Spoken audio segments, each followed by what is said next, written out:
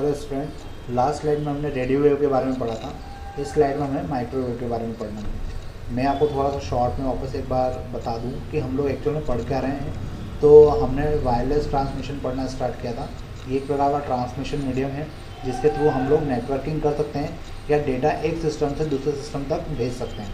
तो उसमें जो थर्ड ऑप्शन है हमारे पास वो माइक्रोवेव है। तो माइक्रोवेव के बारे में पढ़ना स्टार्ट करते हैं। Microwaves are high energy radio waves that are used for line of sight communication between a pair of communication devices equipped with the parabolic antenna aligned with each other. Microwave क्या होती है? Microwave एक प्रकार से high energy wave होती है जिसको हम लोग लाइन ऑफ साइट कम्युनिकेशन के लिए यूज़ करते हैं। और जब लाइन ऑफ साइट कम्युनिकेशन की बात होती है तो यहाँ पे हमारे पास कुछ कम्युनिकेशन डिवाइसेस के पेयर होते हैं जिसमें पैराबोलिक एंटीना लगे होते हैं जो एक दूसरे की तरफ मुंह करके रखे जाते हैं। मतलब अगर आप लोग यहाँ पे नीचे एग्जांपल देखें तो देखिए यहाँ पे दो एंटीना है, दोनों में पैराबोलिक एंटीना लगे हुए हैं। दो टावर हैं, दो टावर में दो पैराबोलिक एंटीना लगे हैं, दोनों की डायरेक्शन एक दूसरे की तरफ है। तो जब दोनों की डायरेक्शन एक दूसरे की तरफ रखी जाती है तो इसी को लाइन ऑफ साइट कहा जाता है। यहाँ पे एक ट्रांसमीटर है, एक रिसीवर है, और ये जो लाइन ऑफ साइट है या ट्रांसमिशन लाइन है इसके थ्रू यहाँ पे सिग्नल क्या हो रहा है, ट्रांसमिट हो रहा है।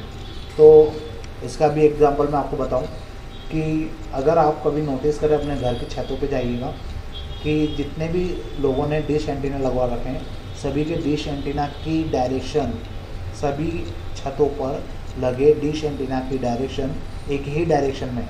तो उसका कारण क्या है? क्योंकि जो सिग्नल के लिए जो सैटेलाइट का हम लोग यूज़ करते हैं वहाँ से हमें सिग्नल ट्रांसमिट किए जाते हैं और हमारे एंटीना द्वारा उन सिग्नल को रिसीव किया जाता है। तो सभी की डायरेक्शन उसी डायरेक्शन में होती है ताकि लाइन ऑफ साइट को क्रिएट किया जा सके, ताकि सिग्नल को रिसीव किया जा सके। तो इस प्रकार से हमारे पास जो डिश एंटीना है हमारे घरों की छतों पे जो लगे हुए हैं वो उनका शेप भी कैसा होता है, पैराबोलिक होता है। पैराबोलिक मतलब कर्वाकार होता है जिसके थ्रू हम लोग लाइन ऑफ साइट को क्रिएट कर पाते हैं और कम्युनिकेशन कर पाते हैं। अब इसके एडवांटेजेस क्या है? Suitable for high speed and long distance communication, ये हमें बहुत तेज़ स्पीड से और लॉन्ग डिस्टेंसेस तक का जो कम्युनिकेशन है वो प्रोवाइड करता है। No need of line cable and ability to communicate over oceans, हमें यहाँ पर केबल बिछाने की ज़रूरत नहीं पड़ती और हम लोग इजीली यहाँ पर क्या कर सकते हैं, कम्युनिकेट कर सकते हैं। भले हम लोग मतलब 7 समुंदर जो हम लोग बोलते हैं मतलब काफ़ी कंटिनेंट के बीच में हमारा कम्युनिकेशन हो जाता है। अब इसके कुछ डिसएडवांटेजेस भी है। Implementation and maintenance cost is very high. अब चूँकि यहाँ पर जो सिग्नल है वो ट्रांसमिट होते हैं लाइन ऑफ साइट के थ्रू, तो यहाँ पर हमें बार बार एंटीना की ज़रूरत पड़ती है, सैटेलाइट्स की ज़रूरत पड़ती है। तो इसी कारण से इसका इम्प्लीमेंटेशन और मेंटेनेंस कॉस्ट बहुत ज़्यादा हो जाती है। Insecure communication and propagation of wave is susceptible to the weather effect like rain and thunder etcetera. यहाँ पे भी जो कम्युनिकेशन होता है वो इनसिक्योर होता है। प्रोपोगेशन ऑफ वेव्स जो होती है मतलब यहाँ पे वेव का जो आगे की तरफ मूव करने का तरीका होता है वो वेदर के ऊपर डिपेंड करता है। वेदर अगर ख़राब है या रेन है या थंडर है मतलब तूफ़ान आ रहा है तो उस कंडीशन में जो लाइन ऑफ साइट है, जो सिग्नल का ट्रांसमिशन का प्रोसेस है वो अफेक्ट होता है और उसके अफेक्ट होने के कारण सिग्नल बीच में से क्रैक हो जाते हैं। Only line of site transmission is possible.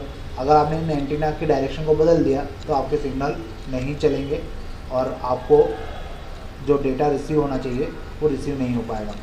मैं आपको इसका एग्जांपल बताना चाहूँ कि छतों पे जो मैं एंटीना की बात कर रहा था, अगर आपने उन एंटीनास की डायरेक्शन थोड़ी सी मूव कर दी, थोड़ा सा भी उनको अगर आपने चेंज कर दिया तो आपके घरों में चलने वाला केबल या जो टीवी में जो सिग्नल आ रहे हैं, अलग अलग चैनल आप लोग देख पा रहे हैं, वो दिखना बंद हो जाएंगे। तो कभी भी जो घरों के ऊपर डिश एंटीना लगे हैं उनकी डायरेक्शन बदलने की कोशिश ना करें, क्योंकि आप उसको सेट नहीं कर सकते। उसको सेट करने के लिए फिर हमें जो इंजीनियर होते हैं उन्हीं को बुलाना होता है। वो एक पर्टिकुलर एंगल देखकर उन डिश एंटीना को सेट करके जाते हैं। तो कभी भी ऐसा ट्राई ना करें कि आप उनकी डायरेक्शन बदल दें या कुछ ऐसी प्रोसेस ना करें कि उनकी डायरेक्शन बदल जाए।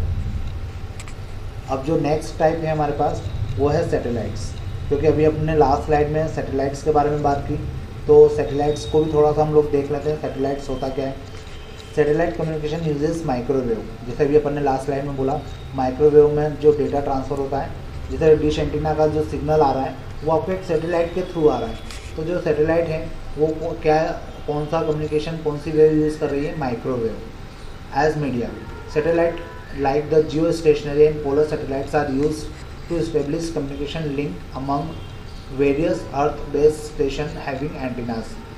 जो सैटेलाइट है वो जियो स्टेशनरी या पोलर सैटेलाइट्स का यूज़ किया जाता है कम्युनिकेशन को इस्टेब्लिश करने के लिए, ताकि अर्थ पे जितने भी एंटीना लगे हैं उन तक सिग्नल को पहुंचाया जा सके। Services like DTH, VSAT, GPS, satellite phone etcetera are offered by the satellite. Satellite के थ्रू हम लोग DTH का आप लोग यूज़ करते हैं डायरेक्ट टू होम, ठीक है। VSAT और GPS इसका भी हम लोग यूज़ करते हैं, हमारे मोबाइल में होता है GPS, और सैटेलाइट फ़ोन्स का भी हम लोग यूज़ करते हैं। तो ये सारी सर्विसेज हमें कौन प्रोवाइड करता है, सैटेलाइट प्रोवाइड करता है। Satellite works like a trans receiver antenna. जो सैटेलाइट होते हैं उसमें ट्रांसमीटर भी लगे होते हैं और रिसीवर भी लगे होते हैं। ट्रांसमीटर क्यों लगे होते हैं, क्योंकि उसके ऊपर जो सिग्नल आते हैं उनको ट्रांसमिट करने का काम सैटेलाइट करता है। और रिसीवर क्यों लगे होते हैं, क्योंकि सिग्नल पहले उसको एक्सेप्ट करना पड़ता है तभी तो वो ट्रांसमिट कर पाएगा। तो यहाँ पे एंटीना के ऊपर ट्रांसमीटर भी होता है और रिसीवर भी होता है, ताकि सिग्नल्स को रिसीव करके ट्रांसमिट किया जा सके। Which receives, regenerate and redirect signal. और हाँ, इस पर रिपीटर भी होता है एक प्रकार का, जो क्या करता है, जब सिग्नल इस तक पहुँचते हैं तो काफ़ी वीक हो जाते हैं, उन वीक सिग्नल को फिर से स्ट्रॉन्ग बनाने के लिए या उनको और ज़्यादा पावरफुल करने के लिए उसको एम्पलीफाई किया जाता है, और एम्पलीफाई करने के बाद उन सिग्नल को रीडायरेक्ट किया जाता है, मतलब जिस डायरेक्शन में उसको भेजना है वहाँ पे उसको भेज दिया जाता है। अब इसके क्या एडवांटेजेस हैं, it covers a larger geographical area of the earth. Satellite का यूज़ करने का सबसे ज़्यादा फ़ायदा ये है कि ये अर्थ का सबसे बड़ा एरिया कवर कर लेता है, क्योंकि मैंने अभी जैसे अपन ने लास्ट माइक्रोवेव में पढ़ा था कि अगर हमें सिग्नल ट्रांसमिट करना है एंटीना के थ्रू, केवल एंटीना जिसमें सैटेलाइट यूज़ नहीं हो रही है, तो उनका लाइन ऑफ साइट सेम होना चाहिए। और आपको भी पता है कि अर्थ गोल है, ठीक है, राउंड शेप में है, तो अगर लाइन ऑफ साइट तो फिर मेंटेन कभी हो ही नहीं पाएगा।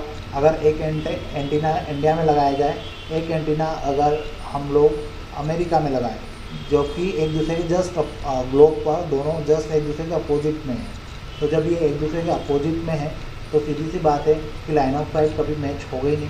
तो इनके बीच में एक कॉमन डिवाइस होती है सैटेलाइट, जिससे भारत में लगे हुए एंटीने से जो सिग्नल है वो ट्रांसमिट होते हैं सैटेलाइट पे, और सैटेलाइट से वो सिग्नल वापस से ट्रांसमिट होते हैं अमेरिका में लगे हुए जो टावर होता है वहाँ पर। ये केवल एक एग्जांपल था, और भी बहुत सारी प्रोसेस होती है केवल, लेकिन आपको समझाने के लिए मैंने कि जस्ट एक एग्जांपल लिया था।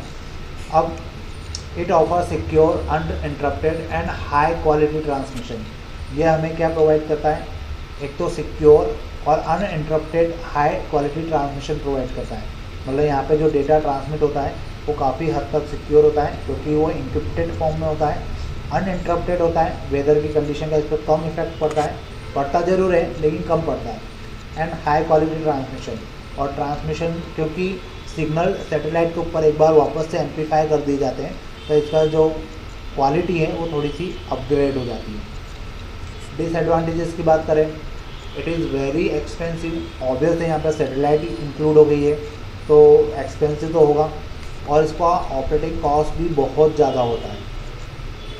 Slower then the microwave transmission. अब ये बहुत तो नहीं बोल सकता, लेकिन इतना माइक्रोवेव के कंपैरिजन में थोड़ा सा स्लो होता है। अब इसको आप जज नहीं कर सकते कि कितना स्लो है, लेकिन जैसे मान लीजिए अगर दो डिवाइसेस एक ही एरिया में रखी हुई है, तो उन दोनों में अगर हम लोग ट्रांसमिशन करना चाहते हैं तो वो ट्रांसमिशन बिना सैटेलाइट के जल्दी हो जाएगा। जबकि अगर हम सैटेलाइट का यूज़ करेंगे तो पहले एक डिवाइस से सिग्नल सैटेलाइट तक जाएगा, सैटेलाइट से सिग्नल वापस दूसरी डिवाइस तक जाएगा, तो कुछ नैनो सेकंड का फ़र्क आ जाता है। तो इतना माइनर सा डिफरेंस जो कि स्लो होना है वो हम लोग यूँ भी जज नहीं कर सकते, तो लेकिन टेक्निकल टर्म में इसका स्लो होना काउंट किया जाता है। Requires legal permission. यहाँ पे अगर हमें सैटेलाइट का यूज़ करना है तो ऑब्वियस है कि हमें लीगल परमिशन यूज़ करना पड़ेगी। सैटेलाइट हमें गवर्नमेंट का यूज़ करना पड़ेगा, क्योंकि हम हमारे पर्सनल सैटेलाइट लॉन्च नहीं कर सकते।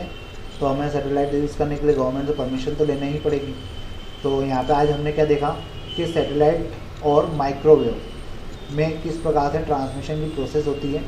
और यहाँ पे आप डायग्राम में भी देख सकते हैं, यहाँ पे एक प्रकार से हमारे पास सैटेलाइट है और यहाँ पे एक एंटीना है जिसके थ्रू ये दोनों आपस में एक दूसरे को ट्रांसमिशन करने की प्रोसेस करते हैं।